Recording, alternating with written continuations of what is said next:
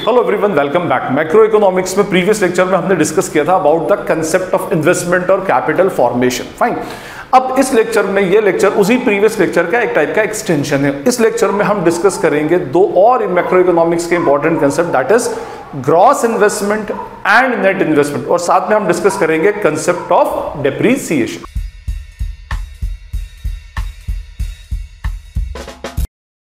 Gross investment और net investment के concept पर आगे बढ़ने से पहले थोड़ा सा मैं एक बार इन्वेस्टमेंट का कंसेप्ट आपको रिकैप कर दूं नटशेल में। फाइन। देखिए, मैंने आपको बताया था कि इकोनॉमी में डिफरेंट सेक्टर्स होते हैं, 4 सेक्टर्स होते हैं इकोनॉमी के अंदर। एक होता है फर्स्ट हमारा household sector. First sector कौन सा होगा? Household sector. Second sector is what? Firm sector. Third is the rest of the world. Third is government sector and fourth is the rest of the world sector. ठीक है, ये हमारे 4 sectors होते हैं। Right now we are talking about the house and firm sector. ठीक। अब house hold sector को हम और क्या बोलते हैं? कंज्यूमर सेक्टर बोलते हैं। कंज्यूमर मींस ये जो भी इकोनॉमी में गुड्स एंड सर्विसेज प्रोड्यूस होती हैं, उन गुड्स एंड सर्विसेज को कंज्यूम करने वाला जो फाइनल सेक्टर है, अल्टीमेट सेक्टर है, that is called as the household sector और the consumer sector.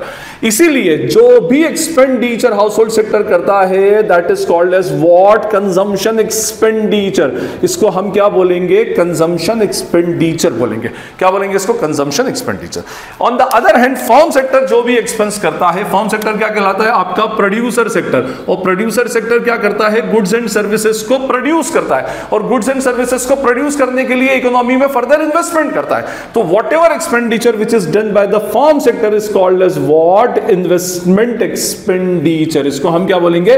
Investment expenditure बोलेंगे। ठीक है, फर्म सेक्टर का किया गया एक्सपेंस जो होगा कंजम्पशन एक्सपेंडिचर, प्रोड्यूसर सेक्टर का किया गया एक्सपेंस जो होगा वो that is called as what? Investment expenditure. तो right now we are talking about the investment. तो इसका मीनिंग ये होगा कि इन्वेस्टमेंट जो टर्म है, ये एक ऐसी टर्म है जो भी एक्सपेंस जो फर्म सेक्टर या प्रोड्यूसर सेक्टर के थ्रू किया जाएगा इकोनॉमी के अंदर, that is called as what? Investment और इन्वेस्टमेंट एक्सपेंडिचर। ओके, आपको प्रीवियस लेक्चर याद हो तो मैंने इसके अंदर फिर फर्दर आपको 2 क्लासिफिकेशंस बताए थे इसमें कि इन्वेस्टमेंट एक्सपेंडिचर 2 टाइप का होता है इकोनॉमी के अंदर। First is called as what? Capital investment, या जिसको हम क्या बोलते हैं? Fixed investment. And second is called as what? Inventory investment. ये इन्वेंटरी इन्वेस्टमेंट होता है। फाइन। तो फर्स्ट हो गया आपका कैपिटल इन्वेस्टमेंट और fixed investment, second is inventory investment. अब कैपिटल इन्वेस्टमेंट और फिक्स्ड इन्वेस्टमेंट क्या होता है?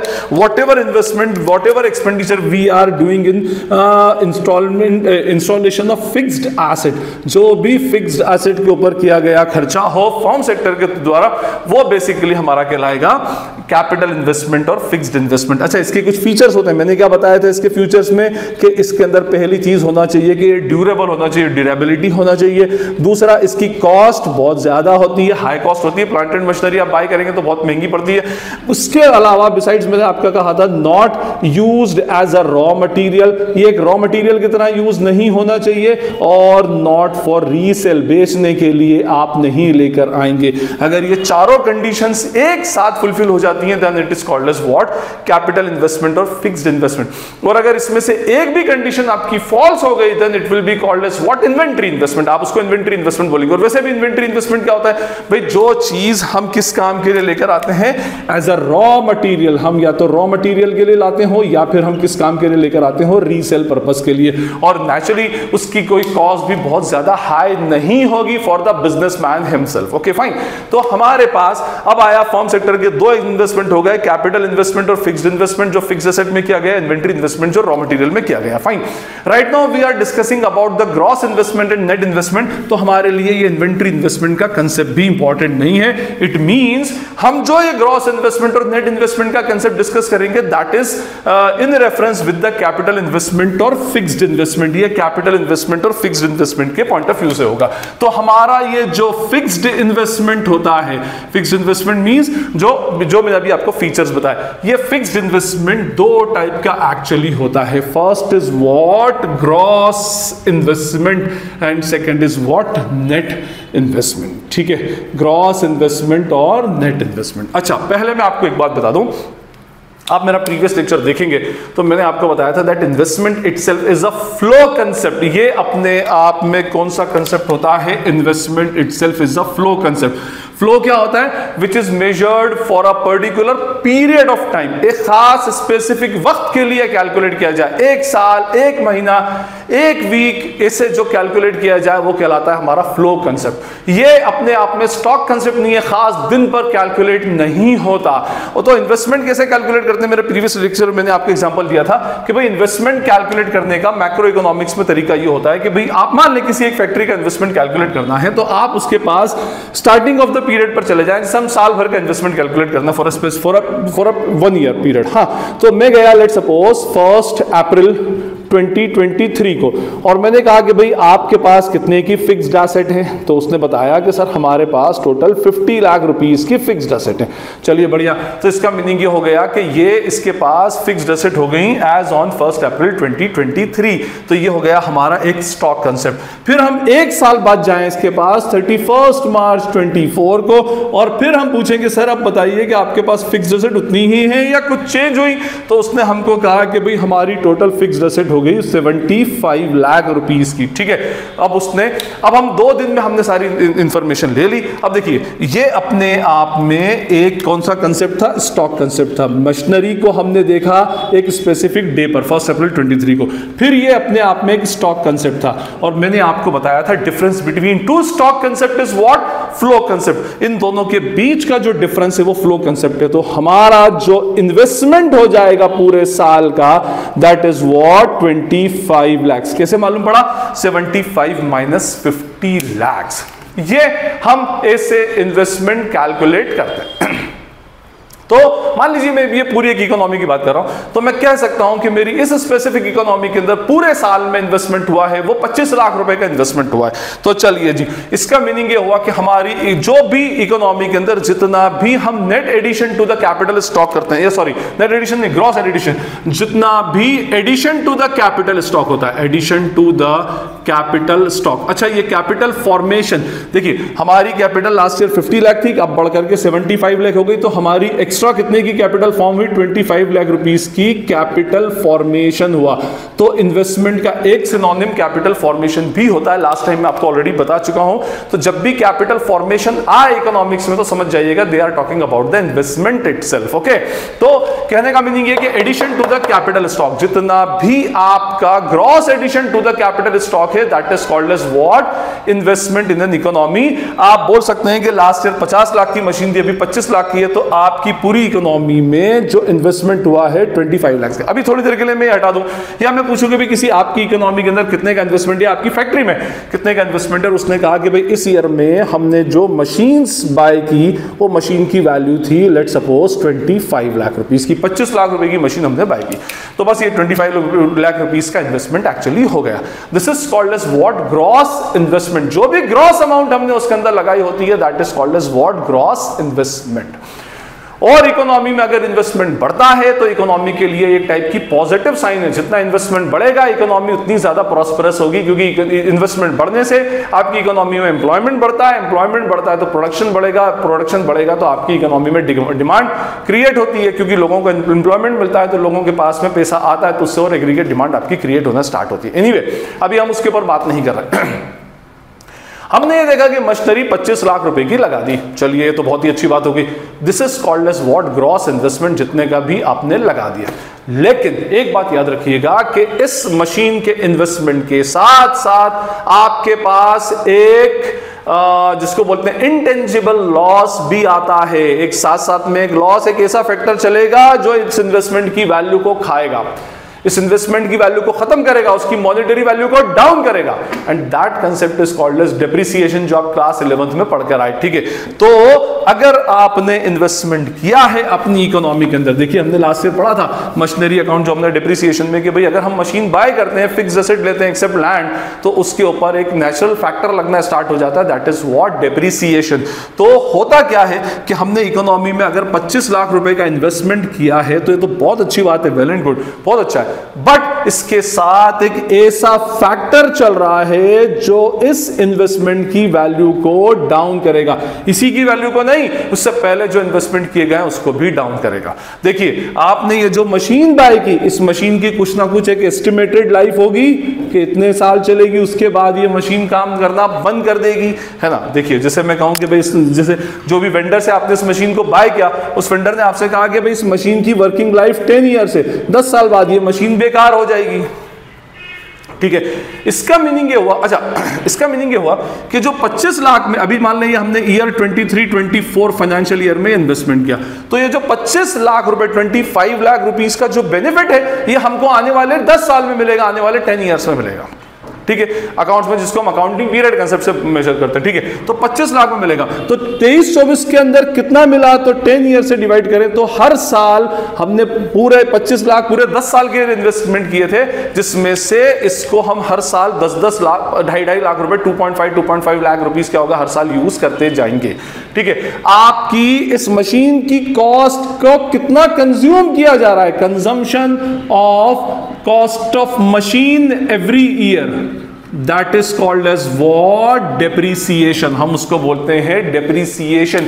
जितनी मशीन की कॉस्ट को कंज्यूम किया जा रहा है हर साल, that is called as depreciation. 25 lakh rupees the expenditure, investment expenditure for the period of 10 years. 10 साल के लिए हमने इन्वेस्टमेंट एक्सपेंडिचर किया था, तो हर साल का इन्वेस्टमेंट एक्सपेंडिचर कितना हो जाएगा, 2.5 लाख। 2,50,000 रुपीस की मशीन की कॉस्ट हम क्या करेंगे, इकोनॉमी हमारी हर साल कंज्यूम करती जाएगी। नो डाउट इससे प्लांट, इससे हमारी बहुत सारे गुड्स बन रहे हैं, इससे हमारे बहुत सारे गुड्स मैन्युफैक्चर होकर मार्केट के अंदर सेल हो रहे हैं, लेकिन गुड्स बन रहा है तो मशीन भी तो डेप्रिशिएट हो रही है, वो ऑब्सोलीट भी तो हो रही है, खत्म भी तो होती जा रही है स्लोली स्लोली। तो ये डेप्रिसिएशन का कंसेप्ट भी लेना जरूरी है। सिर्फ ये ना देखें कि इकोनॉमी में कितना इन्वेस्टमेंट होता जा रहा है, हम ये भी देखें कि इकोनॉमी ने इस साल उस इन्वेस्टमेंट का कितना पार्ट एक्चुअली कंज्यूम किया। मैंने क्या बोला, consumption of cost of machine, बल्कि मैं इसको कहूं कॉस्ट ऑफ मशीन को हम क्या बोलते हैं, फिक्स्ड कैपिटल। तो this is also called as what, consumption of fixed capital. याद रखिएगा ये टर्म एमसीक्यू के अंदर पूछा जा सकता है। डेप्रिसिएशन का इकोनॉमिक्स में एक और सिनोनिम होता है consumption of fixed capital and depreciation. मैंने अभी आपको बताया इन्वेस्टमेंट दो टाइप के होते हैं, कौन से, फिक्स्ड इन्वेस्टमेंट और कौन सा, इन्वेंट्री इन्वेस्टमेंट। इन्वेंट्री के ऊपर कभी भी डेप्रिसिएशन चार्जेबल नहीं होता, depreciation is always chargeable on fixed investment और फिक्स्ड कैपिटल फॉर्मेशन, ठीक है। फिक्स्ड कैपिटल फॉर्मेशन बोलते हैं तो इसलिए यहां पर बोला गया कंजम्पशन ऑफ फिक्स्ड कैपिटल। जितनी आपकी फिक्स्ड कैपिटल का पार्ट, कॉस्ट का पार्ट इस साल में कंज्यूम हुआ, that is called as what, depreciation. उसको हम क्या बोलेंगे, डेप्रिसिएशन बोलेंगे, ठीक है। तो अब हम अगर बोलें कि भाई देखें ये तो हो गया, मैंने आपको कंजम्पशन ऑफ फिक्स्ड, अब मैंने कहा कि भाई मैंने मशीन 25 लाख रुपए की लगाई है ना ये साल के स्टार्टिंग में, लेकिन उस 25 लाख में से 2.5 लाख की कॉस्ट का तो हमने यूज भी कर लिया, तो हमारे पास नेट कितनी बची, मशीन 22,50,000 की। Now this is called as what, net investment. Okay तो ये हमारा क्या हो गया, नेट इन्वेस्टमेंट हो गया। It means value after considering, value of investment after deducting depreciation from the gross investment is called as what, net investment. आपकी economy में नेट कितना लगा है उसके लॉसेस को भी एडजस्ट करने के बाद में, तो that is called as what, net investment. तो हमारा फॉर्मूला क्या बनता है, net investment is equals to what, gross investment minus depreciation. अगर आपके ग्रॉस इन्वेस्टमेंट में से आप डेप्रिसिएशन माइनस कर देते हो तो that is called as what, net investment. और इकोनॉमी में नेशनल इनकम में, कि हम सब चीजें नेशनल इनकम के पॉइंट ऑफ व्यू से ही डिस्कस कर रहे हैं, तो नेशनल इनकम में we basically consider the net investment. जहां एसेट ली है तो उस, जहां इन्वेस्टमेंट कंसीडर किया जा रहा है तो उस इन्वेस्टमेंट का लॉस भी कंसीडर किया जाए, तो that is called as net investment. Anyway तो नेट इन्वेस्टमेंट का फॉर्मूला क्या हो गया, gross investment minus depreciation. Okay अब मैं पहले आपको एक बार डेप्रिसिएशन बता देता हूं क्यों लगता है, फिर उसके बाद हम एक बार और इसके कंसेप्ट पे आगे डिस्कस करेंगे। देखिए डेप्रिसिएशन जो होता है, हम डेप्रिसिएशन को हमने और क्या कहा, depreciation is also called as what, consumption of fixed capital. अब ये जो डेप्रिसिएशन लगता है ये 3 रीजन से एक्चुअली चार्ज होता है। First is what, normal wear and tier, ठीक है, normal wear and tier, expiry of time, and third is what, expected obsolescence, ठीक है। देखिए फर्स्ट पॉइंट है हमारा normal wear and tier. Normal wear and tier का मीनिंग होता है जब भी कोई आप मशीन, या अगर आप मोबाइल की बात करें या कोई प्लांट एंड मशीनरी की बात करें, कोई कार मोटर स्कूटर की बात करें, लैपटॉप कंप्यूटर की बात करें, तो इसके अंदर छोटे मोटे खर्चे निकलते रहते हैं। Normal wear and tier means कुछ ना कुछ खर्चे निकलते रहेंगे उसके अंदर, कभी कुछ हो गया, कभी कुछ हो गया, हैंग हो गया, या कभी आप उसको लेकर के गए सुधरवाने के लिए, या आपके कंप्यूटर सिस्टम में उसके अंदर कभी सॉफ्टवेयर के अंदर कोई प्रॉब्लम आ गई, कभी कोई छोटा मोटा पार्ट टूट गया, तो that is called as normal wear and tear. तो नॉर्मल वेयर एंड टियर जो है ये हमारा फर्स्ट रीजन है जिस वजह से हमारी असेट के ऊपर डेप्रिसिएशन चार्ज होता है। और यूजुअली कोई भी असेट ऐसी नहीं होती जिस पर नॉर्मल वेयर एंड टियर नहीं हो। छोटा मोटा जो भी एक्सपेंसेस उसके मेंटेनेंस के ऊपर हो रहा है, that is called as normal wear and tear. Fine. Expiry of time, देखिए एक ये इंपॉर्टेंट है, वैसे आप 11th क्लास में पॉइंट्स पढ़े में। एक्सपायरी ऑफ टाइम का मीनिंग होता है असेट आपने बाय कर ली, भले उसको यूज नहीं कर रहा है आप, लेकिन उस पर जैसे जैसे टाइम पास होता जाएगा, पासेज ऑफ टाइम होता जाएगा, डेप्रिसिएशन ऑटोमेटिकली चार्ज होता जाएगा। इकोनॉमी में अगर आपने एसेट को बाय कर लिया लेकिन इकोनॉमी में एसेट को यूज नहीं किया, still depreciation will be charge. जैसे मैं आपको एग्जांपल लेता हूं, 2020 का जो साल है, इस साल के अंदर 2 से 3 मंथ्स ऐसे थे इंडिया में जब इंडिया में कंप्लीट लॉकडाउन था। ठीक है, और कंप्लीट लॉकडाउन का मीनिंग था सारी फैक्ट्रीज बंद पड़ी हुई थी इकोनॉमी के अंदर। अब ये इकोनॉमी के अंदर कोई फर्दर इन्वेस्टमेंट तो नहीं हुआ, लेकिन और उस टाइम उससे कोई प्रोडक्शन भी नहीं हो रहा था, मशीन चल भी नहीं रही थी, बंद पड़ी थी फैक्ट्रीज के अंदर, लेकिन फिर भी उन 2 से 3 मंथ जिसमें मशीन को यूज नहीं किया गया उसका भी हमको डेप्रिसिएशन कैलकुलेट करना पड़ेगा। क्यों? क्योंकि टाइम तो पास हुआ है 3 साल का, जो 3 इयर्स टाइम पास हुआ है, पासेज ऑफ टाइम, वो भी डेप्रिसिएशन का एक बेसिक रीजन है। And third reason is what? Expected obsolescence. अच्छा देखिए, अब ये 2 टाइप के ऑब्सोलेसेंस होते हैं, एक होता है एक्सपेक्टेड और एक होता है अनएक्सपेक्टेड। एक्सपेक्टेड का मीनिंग होता है पहले से सोच लिया गया, जो पहले से हम जानते हों कि ऐसा होगा। क्या होता है कि भाई कोई भी न्यू टेक्नोलॉजी, ऑब्सोलेसेंस का मीनिंग होता है going out of the trend, trend के बाहर हो जाना, फैशन के बाहर हो जाना, that is called as obsolescence. तो कोई भी न्यू टेक्नोलॉजी अगर आपकी इकोनॉमी में आ गई, कोई पुरानी प्लांट एंड मशीनरी थी, नया मॉडल आ गया, नई टेक्नोलॉजी आ गई और एडवांस मशीन आ गई, तो उस कंडीशन में पुरानी मशीन ऑटोमेटिकली ऑब्सोलेस हो जाती है। ठीक है, तो ये कहलाता है एक्सपेक्टेड ऑब्सोलेसेंस। ठीक है, स्ट्रक्चरल चेंज की वजह से कुछ ना कुछ आ जाए। अनएक्सपेक्टेड ऑब्सोलेसेंस का मीनिंग होता है कि भाई कोई फ्लड आ जाए, कोई अर्थक्वेक आ जाए, या कोई एक बड़ा एक्सीडेंट हो जाए, फायर वायर हो जाए, तो उस वजह से वो मशीन जलकर खाक हो जाए, खराब हो जाए, या डिस्ट्रॉय हो जाए, या बेकार हो जाए, आउट ऑफ ट्रेंड हो जाए, तो that is called as unexpected obsolescence. तो हमारा जो डेप्रिसिएशन इकोनॉमी में कंसीडर किया जाता है वो कौन सा किया जाता है? Expected obsolescence. तो ये हमारे 3 रीजंस हैं डेप्रिसिएशन चार्ज करने के लिए, याद रखिएगा, आपके एमसीक्यू में पूछा जा सकता है। Normal wear and tier, expiry of time and expected obsolescence. Gross investment और नेट इन्वेस्टमेंट के बाद एक बहुत ही इंपॉर्टेंट और एक बहुत ही कंसेप्चुअल पार्ट मैं आपको बताऊं इकोनॉमिक्स में, कि इकोनॉमी में इन्वेस्टमेंट कैसे एक्चुअली मेजर किया जाता है। मान लीजिए कि आपकी इकोनॉमी में ओल्ड इन्वेस्टमेंट जो था, हम मान लेंगे भाई 1 जनवरी 2023 तक आपके पास ग्रॉस इन्वेस्टमेंट जो था वो इन्वेस्टमेंट कितने का था? 50 लाख रुपीस का था, जिसका टाइम पीरियड 10 ईयर्स है। ठीक है, और इस ईयर में, ईयर 2023 में आपने फर्दर 20 लाख रुपीस का और इन्वेस्टमेंट किया। ठीक है, और मैंने क्या कहा आपसे कि भाई अच्छा, अभी एंड ऑफ द ईयर में आपका टोटल इन्वेस्टमेंट कितना हो जाएगा? टोटल 70 लाख रुपीस का हो जाएगा। बट मैंने अभी आपसे कहा कि investment itself is a flow concept. कितना एक साल में आपने इन्वेस्टमेंट किया? तो आप कहेंगे कि सर मेरा इन्वेस्टमेंट जो है पूरे ईयर में 20 लाख का है, but this 20 lakh is the gross investment. ये ग्रॉस इन्वेस्टमेंट है। अब देखिए डेप्रिसिएशन कहां पर इंपॉर्टेंट रोल प्ले करता है वो आपको बताता हूं मैं। इसकी भी एस्टिमेटेड लाइफ मान लीजिए 10 ईयर्स है। अच्छा, जब इसकी एस्टिमेटेड लाइफ 10 ईयर्स है तो इसके ऊपर डेप्रिसिएशन बनना चाहिए 50 लाख, सॉरी 50 लाख का 10% कितना? 5 लाख इसका, और 20 लाख का 10% 2 लाख इसका। मींस टोटल डेप्रिसिएशन इस ईयर में 2023 को अगर मैं बाइफरगेट करूं तो मेरा इन्वेस्टमेंट था इसमें ग्रॉस इन्वेस्टमेंट 20 लाख रुपीस का, और इस साल मेरा टोटल डेप्रिसिएशन था इस ईयर में मेरा 7 लाख रुपीस का। Now the 20 lakh is greater than 7 lakh, तो हमारी इकोनॉमी में पॉजिटिव इन्वेस्टमेंट हुआ है। Means our capital stock is increasing. हमारी इकोनॉमी में कैपिटल स्टॉक इंक्रीज हो रहा है। आप बात समझे कि भाई हमारे पास पुराना इन्वेस्टमेंट 50 लाख रुपीस का था, नया इन्वेस्टमेंट 20 लाख का किया। अब ये तो हम कंसीडर करेंगे नहीं, हमारा इस ईयर का इन्वेस्टमेंट कितना हुआ, 20 लाख का। और टोटल डिप्रीसिएशन तो पुरानी मशीन का भी लेना पड़ेगा ना। टोटल डिप्रीसिएशन 5 + 2 7 लाख हुआ। अब इस ईयर का टोटल ग्रॉस इन्वेस्टमेंट था 20 लाख, इस ईयर का टोटल डिप्रीसिएशन था 7 lakh. Amount of gross investment is more than the amount of depreciation. तो हमारी इकोनॉमी में पॉजिटिव इन्वेस्टमेंट है और इकोनॉमी हमारी ग्रो कर रही है, पॉजिटिव साइन दे रही है। बट अगर इसमें केस थोड़ा सा मैं चेंज कर दूं कि मान लें कि हमारी इकोनॉमी में इस साल मान लीजिए हमारा इन्वेस्टमेंट हुआ कितने का, 3 लाख रुपीस का, ठीक है, ये ग्रॉस इन्वेस्टमेंट हुआ। तो हम इस साल बोल सकते हैं कि भाई हमारा ग्रॉस इन्वेस्टमेंट जो हुआ है that is of rupees 3 lakh.